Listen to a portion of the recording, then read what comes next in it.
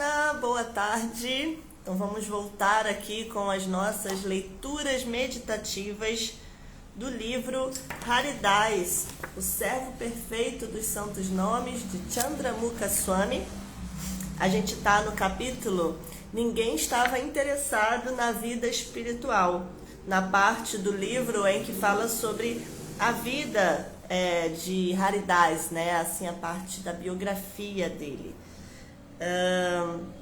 Deixa eu só colocar aqui um temporizador de 15 minutos para a gente iniciar a nossa leitura. Na sexta e no sábado não consegui fazer porque tivemos um grande evento aqui, 2 grandes eventos. Rio Kirtan Festival, aqui no Rio Bhakti Center, no sábado, foi muito legal, deu umas 150, 200 pessoas aqui, cantando os santos nomes por 6 horas. E no domingo, Ratha Yatra, o desfile, né? O Senhor Jagannatha, Baladeva e Subhadra pela orla carioca. E depois a festa continuou aqui no templo, deu umas 300 pessoas aqui. Foi muito, muito bacana. Mas seguimos aí então agora com o nosso sadhana, nossa leitura meditativa, segunda sábado, meio-dia, ok? Então vamos lá. Deixa eu botar aqui, eu gosto de botar o tempo direitinho. Vamos lá. A única religião que as pessoas conheciam era permanecer cantando toda a noite para a deusa Durga, em troca de resultados materiais. Alguns orgulhosos adoravam a deusa serpente Manassa e outros ofereciam parte de suas riquezas às diferentes deidades de semideuses e semideusas. Absortos unicamente nos casamentos de seus filhos, eles gastavam todo o seu dinheiro. Dessa maneira, eles desperdiçavam todo o seu tempo neste mundo. Mesmo os maiores eruditos da época desconheciam os significados das escrituras e, embora eles ensinassem as escrituras, eles eram materialistas confusos. A corda da forca de Dhyamaraja já descansava nos pescoços deles e de seus alunos. Ninguém discutia Krishna Kirtana, que é a verdadeira religião da era. Se eles não pudessem zombar da vida dos outros, então eles preferiam não falar. Ninguém queria elogiar ou glorificar ninguém devido ao extremo orgulho. Seus corações encontravam deleite sem fim nas ondas da luxúria, ira, cobiça, inveja, ilusão e loucura. Vivendo intensamente a filosofia de eu e meu, eles desperdiçavam sua vida sem inquirir acerca de seu verdadeiro amigo, o Senhor Shri Krishna. Nessa situação, Haridas desceu a este mundo. Embora ele fosse uma alma liberada desde o início de seu nascimento, externamente ele aceitara nascimento em uma família muçulmana. Por causa dele, o cantar dos santos nomes do Senhor manifestou-se neste afortunado lugar, tornando-o auspicioso. Era costume de Haridas perambular pelas margens do Ganges e alegremente cantar Hare Krishna em voz alta. Me perdi. Aqui. Ele era o melhor dentre aqueles que renunciaram ao prazer material.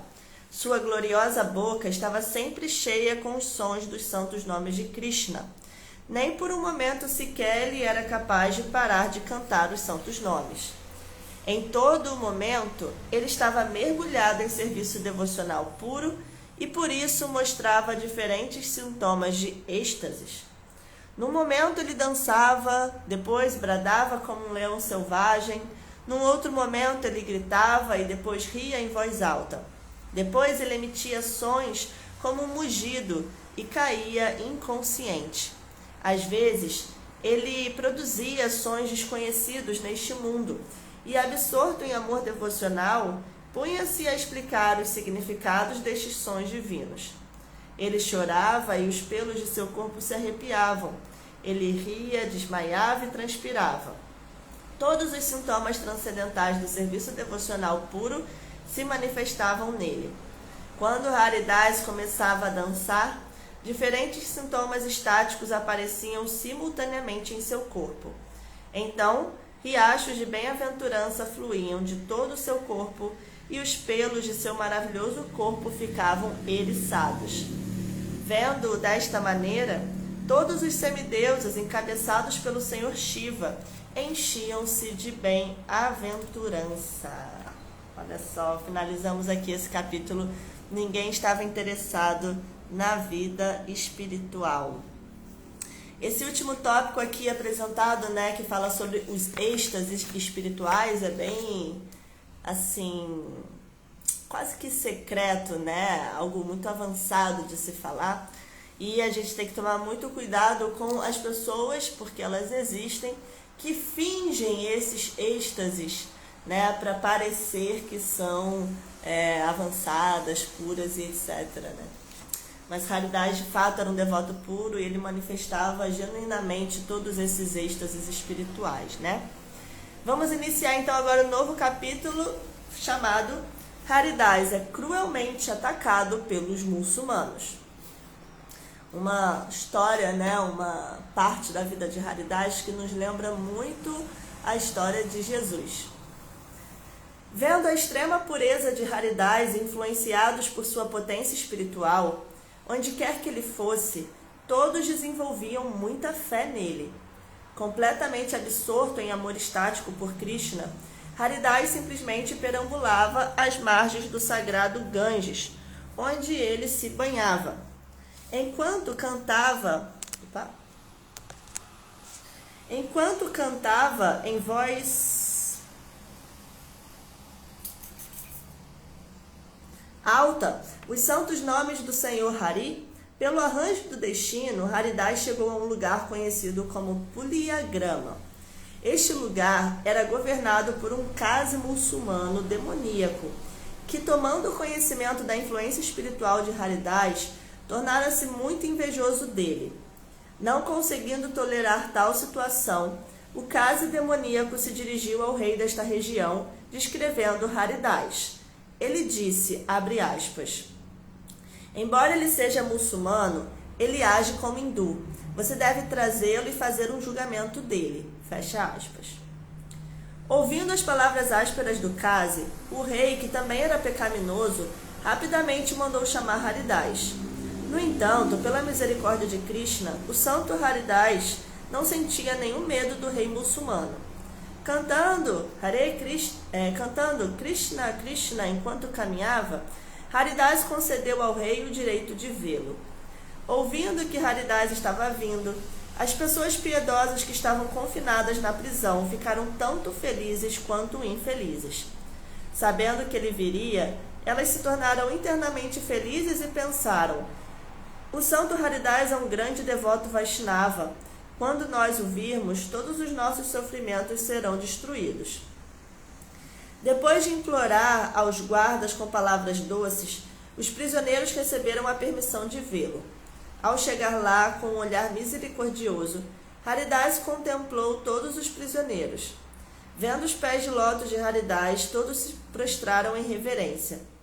Vendo em sua beleza incomum o evidente sinal de um grandioso devoto, todos sentiram grande bem-aventurança.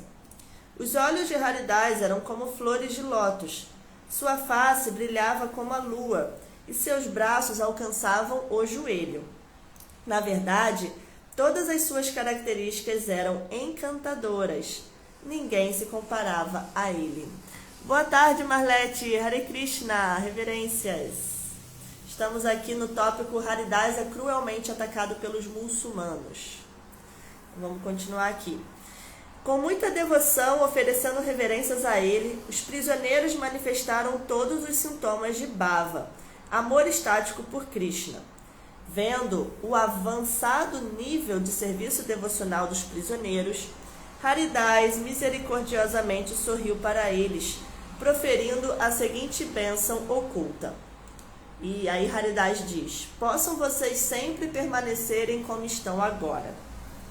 Não compreendendo o significado oculto destas palavras, porque veja, né, só explicando aqui, aquelas pessoas estavam presas, mas como eles manifestaram sintomas de amor estático, aí Haridas disse para eles que vocês possam sempre permanecer na condição que estão, como estão agora, né? Aí fica parecendo que ele estava se referindo à prisão, mas ele estava se referindo ao avanço espiritual deles. Não compreendendo o significado oculto destas palavras, os prisioneiros se tornaram um pouco infelizes. Então, misericordiosamente, Haridás explicou o verdadeiro significado dessa bênção oculta. Ele disse: eu dei a vocês uma bênção, mas não entendendo o seu significado, vocês se tornaram infelizes. Por favor, pensem um pouco mais e tentem compreendê-la. Agora seus corações estão apegados ao Senhor Krishna e vocês devem permanecer assim em todos os momentos de suas vidas. Sempre se reúnam, cantem os nomes de Krishna e lembrem-se de Krishna. Permaneçam sempre assim, nunca magoem ninguém, nunca causem problemas para ninguém. Em vez disso, sempre pensem em Krishna e sempre, com uma voz suplicante, invoquem bem alto: Krishna, Krishna. Esqueçam os prazeres materiais e fujam da companhia de homens perversos. Se vocês permanecerem desfrutando de prazeres materiais, vocês não irão obter amor por Krishna. Sempre pensando no Senhor Krishna, permaneçam longe dos materialistas. Um coração apegado aos prazeres dos sentidos atrai somente problemas. Prazeres dos sentidos são uma armadilha que prendem homens e mulheres. Eles levam uma pessoa à sua própria destruição. Pelo arranjo divino, uma pessoa recebe a associação com devotos sinceros. Então, ela se afasta dos prazeres dos sentidos materiais e adora o Senhor Krishna. No entanto, se ela comete ofensas, ela irá voltar à sua vida materialista. Por favor, prestem bem atenção nisto.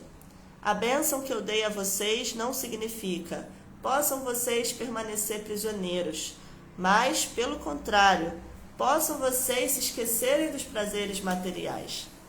Jogando com palavras, na verdade eu dei-lhes esta bênção. Por favor, não sintam a menor infelicidade. Eu lancei um olhar de misericórdia em suas almas espirituais. Possam vocês obterem firme devoção ao Senhor Krishna. Esta é a real bênção que eu lhes dei. Por favor, não se preocupem. Em mais 2 ou 3 dias vocês serão libertados da prisão. Isto eu garanto para vocês. Permaneçam numa situação de felicidade material ou permaneçam em qualquer situação, mas nunca se esqueçam dessas verdades. Uau! Que linda essa fala de Haridás, né? Caramba, como o nosso olhar está sempre condicionado às nossas condições materiais. E aí a gente fica triste ou fica feliz a depender da condição material que a gente está. Então, se a gente está rico, fica feliz. Se está pobre, fica triste. Se a gente está saudável, fica feliz. Se está doente, fica triste. Né? Se a gente está desfrutando, fica feliz. Se não está desfrutando materialmente, fica triste. Mas essas circunstâncias materiais não tem nada a ver com o desejo da alma, né? Então, Haridás está explicando aqui que a bênção dele é espiritual. Então, essas pessoas elas podiam estar presas, mas elas deveriam estar sempre em bem-aventurança, se lembrando de Krishna, independente das circunstâncias materiais. Isso me lembra também uma outra coisa, que é o julgamento que a gente faz aos devotos. Então, a gente acha que um devoto puro, um devoto mais avançado, ele vai estar sempre em circunstâncias materiais favoráveis. Enquanto que se a pessoa fica pobre, ou fica doente, ou fica, né, ou tem alguma coisa, então ele não é muito avançado. Não, isso não tem nada a ver, né? Haridás vai apanhar até a morte, né? Um santo Vaishnava, um devoto puro do Senhor, o próprio Senhor Brahma, ele vai apanhar até a morte, né? Os Pandavas, devotos puros também, sofreram muito. Então não é porque um devoto tem uma doença ou tem alguma outra coisa, ou fica pobre, ou não está indo bem na vida material, isso não reflete o avanço espiritual dele, né? A gente tem mania de fazer esse julgamento a partir de olhos materiais. A Marlete perguntou aqui: esses desejos são da mente? Sim, na verdade esses desejos são do falso ego, né? Não são desejos da alma, né? São desejos dessa alma encoberta pelo ego falso. E aí, claro, esse ego falso, ele reflete na nossa inteligência, na nossa mente, né? A última que deseja ali é a mente. Mas isso vem do falso ego, né? A Ahankara, que é esse personagem que a gente está atuando aqui. Então a gente fica ali desejando, né? Não sei se foi esse desejo que você se referia, Marlete. Mas muito interessante. Vamos continuar aqui a leitura. Acabou aqui. Vou só ler esse parágrafo. Depois de dar estes ensinamentos auspiciosos aos prisioneiros, Haridas apresentou-se perante o rei. Vendo sua forma encantadora, o rei muito respeitosamente ofereceu-lhe um assento. O rei perguntou a ele: ó, meu irmão, o que aconteceu com você? Que mudança é esta que ocorreu em sua mente? Quão afortunado você era! Você era um muçulmano, por que então você deixou seu coração agir como um hindu?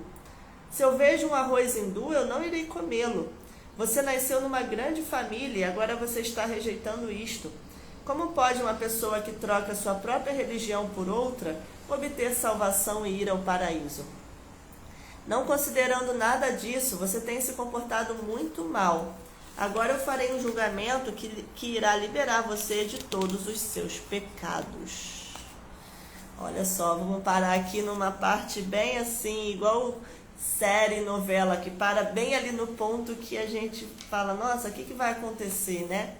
O rei muçulmano falou para ele que iria liberá-lo de seus pecados, né? Vamos ver o que ele vai fazer na concepção dele para liberar, né, uma alma liberada como Haridas, né? Interessante. Então é isso. Vamos terminar a leitura por aqui. Marlete, muito obrigada por sua presença, tá bom? Então, até amanhã. Hare Krishna.